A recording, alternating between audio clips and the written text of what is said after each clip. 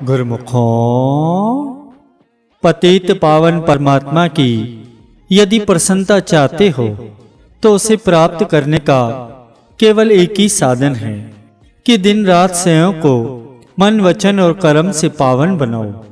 तुम ऐसी दृढ़ प्रतिज्ञा कर लो कि गुरु दरबार से अंत तक निभाऊंगा।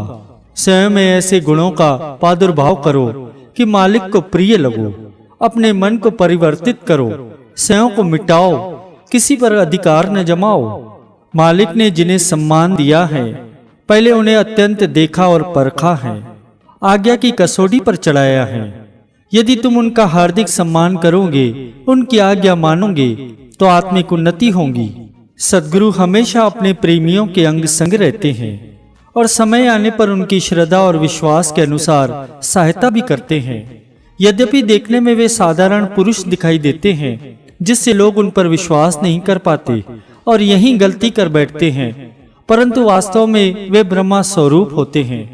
तुम सदैव स्वयं को व्यवस्थित ढंग से रखो। यदि अपने बड़प्पन का लाभ ग्रहण कर मनमति पर चलोगे तो छोटों के हृदय में तुम्हारे लिए वह भावना नहीं रहेगी। वे श्रद्धाहीन बन जाएंगे, तुम्हारे वचन उन्हें प्रभावित नहीं कर सकेंगे। उनमें सुधार कैसे होगा और इसमें बाधक तुम ही कहे जाओगे।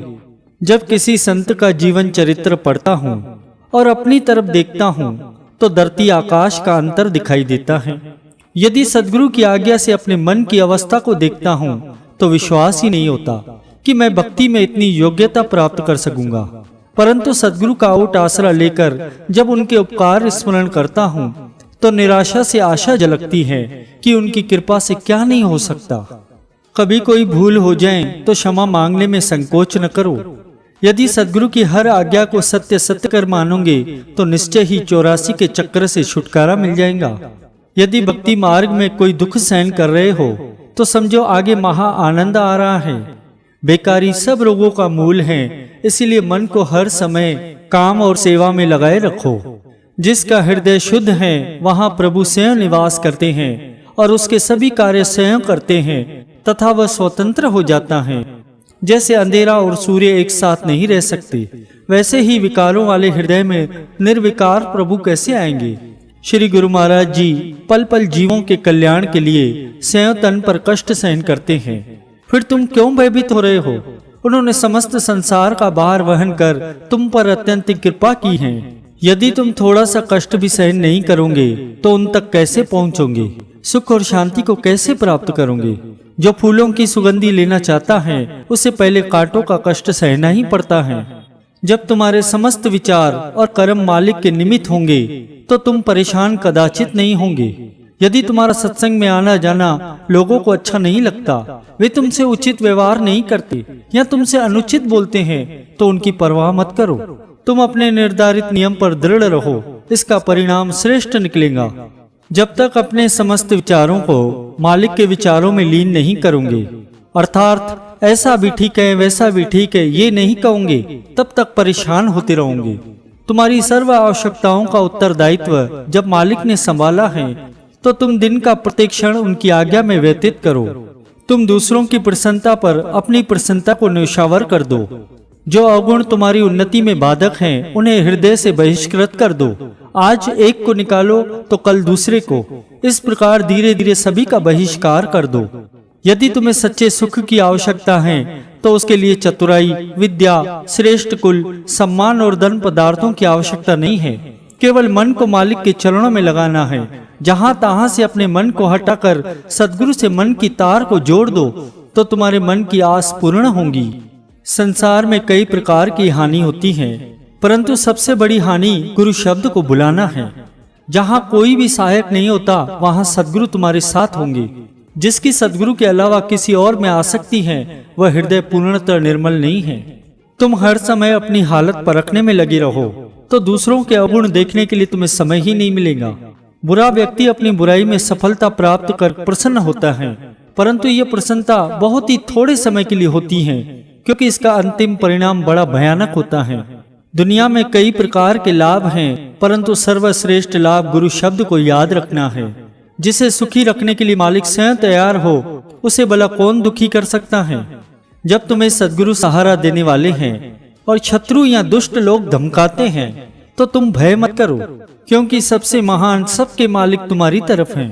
तुम प्रेम उससे करो जिसके हृदय में सद्गुरु के लिए प्रेम हो। कुदरत के घर में देर है, अंधेर नहीं है। समय आने पर प्रत्येक इंसान को अपने कर्मों का फल मिलता ही है। चाहे कोई वर्षों के वर्ष पढ़े, ऊंची श्रेणियां भी प्राप्त कर ले, परंतु जो आंतरिक ज्ञान का खजाना अमूल्य लालों से परिपूर्ण है, वह केवल गुरु कृपा से ही मिला करता है। कृतज्ञ इंसान पर कभी कृपा स्थिर नहीं रह सकती, इसलिए वह खाली का खाली रह जाता है और सभी आश्रय उसके टूट जाते हैं। भक्ति रूपी खुले मैदान या उपवन की सुगंधी एवं शीतल पवन लेने के इच्छुक तो हजारों होते हैं, परंतु उस मैदान तक पहुंचने के लिए जो टेढ़ी, लंबी और संकरी गली है, उसे अंत तक पार करने वाले थोड़े ही बचते हैं। कई थोड़ा भाग पार करते हैं तो कई चतुर्थ भाग, और कई तो आधे पर ही अपनी शक्ति हार जाते हैं। श्री गुरु महाराज जी को किसी सेवक ने विनती की कि आपकी भक्ति अत्यंत ही कठिन है, तो श्री महाप्रभु जी ने जवाब दिया कि भक्ति कठिन है तो 84 भोगना उससे भी अधिक कठिन है। बुद्धिमान तो वही है जो थोड़ा सा दुख सहन कर अधिक दुख से अपनी जान बचाए। सद्गुरु कुल मालिक होते हैं। यमराज और धर्मराज ये सब उनकी आज्ञा में चलते हैं। जिन्होंने भी सद्गुरु दरबार की सेवा प्रेम से की है, उन पर कोई भी हाथ नहीं उठा सकता, क्योंकि उन पर सदा मालिक का हाथ होता है। जरा सोचो तो सही कि वह कौन सी महान शक्ति है जिसके बल पर तुम इतने बड़े बड़े काम कर रहे हो। तुम्हारे इस निर्बल शरीर से ये काम होना तो असंभव है। वह शक्ति केवल एक सद्गुरु की कृपा से गुप्त रूप से तुम्हारे अंदर काम कर रही है। इसीलिए तुम्हें सद्गुरु का आभारी होना चाहिए और हर समय उनकी सेवा पूजा में संलग्न रहना चाहिए। आंखों से प्रतिदिन देखते हो, कानों से सुनते भी हो कि संसारी लोग क्षण भंगुर सुख के लिए सिर भी देने से नहीं टलते। तुम उनसे शिक्षा ग्रहण करो कि भक्ति जो स्थायी सुख है, उस पर अपना सर्वस्व न्यौछावर करना पड़े तो भी कम है। जब तुम्हारा ऐसा स्वभाव बन जाए कि भक्ति के मार्ग में चाहे कितने ही कष्ट क्यों न आए, तुम्हें प्रतीति न हो, वे सरलता से सहन कर लो, तो ये कहा जाएगा कि तुम्हारा भक्ति से प्रेम है। दुख के समय घबराते हो, विपरीत समय में तुम भी विपरीत सोचते हो, तो ये कहा जाएगा कि अभी तुम में परिपक्वता पूर्ण रूप से नहीं आई है। मालिक से प्रार्थना करो कि वे असत्य का निकास कर सत्य का संचारण करें। ऐसा कभी नहीं कहना कि भगवान आपने ऐसा क्यों किया, ऐसा होता तो अच्छा था। यह सब कुछ भगवान ही जानते हैं कि जीव की भलाई किस में है, इसलिए तुम्हें उनकी मौज में चलना चाहिए। कई लोग चंचलता और अनीति को स्वतंत्रता समझते हैं, परंतु सच्ची स्वतंत्रता तो उन्होंने प्राप्त की है जो विकारों के दुख से स्वतंत्र हुए हैं। वह स्वतंत्रता सद्गुरु की आज्ञा में चले बिना कदापि प्राप्त नहीं हो सकती। कई लोग ऐसे होते हैं जो सद्गुरु में साधारण मनुष्यों वाली भावना रखते हैं, अपनी चतुराई से ही सद्गुरु को प्रसन्न करना चाहते हैं। बाहरी ज्ञान पर्याप्त प्राप्त होने के कारण वे अपने आप को बहुत कुछ समझते हैं। ऐसे लोग आत्मिक लाभ से सदैव ही वंचित रहते हैं। जो नियम श्री आरती, पूजा, भजन, ध्यान, सेवा, सत्संग, ये जो भक्ति बढ़ाने के साधन हैं, चाहे तुम कितने ही महान क्यों न बन जाओ, परंतु उन्हें अंत तक निभाते जाओ। यदि हार्दिक प्रेम से करोगे तो अपने साथ कईयों का कल्याण करोगे। सद्गुरु की कृपा कोई अधिक विद्या, कला, सम्मान या पदवी या धन से प्राप्त नहीं होती। कहीं उनका अभिमान न करना और न केवल उन्हीं वस्तुओं में ही अपना अमूल्य समय गंवा देना। सद्गुरु की कृपा सेवा और नम्रता से ही प्राप्त हो सकती है। मन की शक्ति को कमजोर करने के लिए और सद्गुरु की कृपा पाने के लिए श्री दरबार की आज्ञा अनुसार सेवा करना ही सफलता का अचूक शस्त्र है। यदि मन का कहना मानते जाओगे तो ये शत्रु एक दिन बलवान बन जाएगा और आत्मा पर अपना अधिकार जमाकर उसे अपनी इच्छा अनुसार सदैव दुखी और परेशान करता रहेगा। तुम्हारे पास चाहे कितने भी सुख भोग क्यों न हो, परंतु फिर भी कामनाएं तुम्हारा पीछा नहीं छोड़ेंगी। इसीलिए पहले से ही संभल जाओ और मन को अपने पर अधिकार न जमाने दो। मान लो कि संसार के सब सुख भोग के पदार्थ तुम्हें उपलब्ध हैं और दिन रात उसे भोग भी रहे हो। फिर तुमसे कोई पूछे कि शांति व तृप्ति हुई? यदि नहीं तो अशांति प्राप्त करने के लिए क्यों व्यर्थ समय नष्ट कर रहे हो? फिर तुम और प्रश्न स्वयं से पूछो कि जो समय तुम्हारा सद्गुरु के सिमरन में या ध्यान में व्यतीत होता है, तो उस समय तुम्हें कितना आनंद प्राप्त होता है।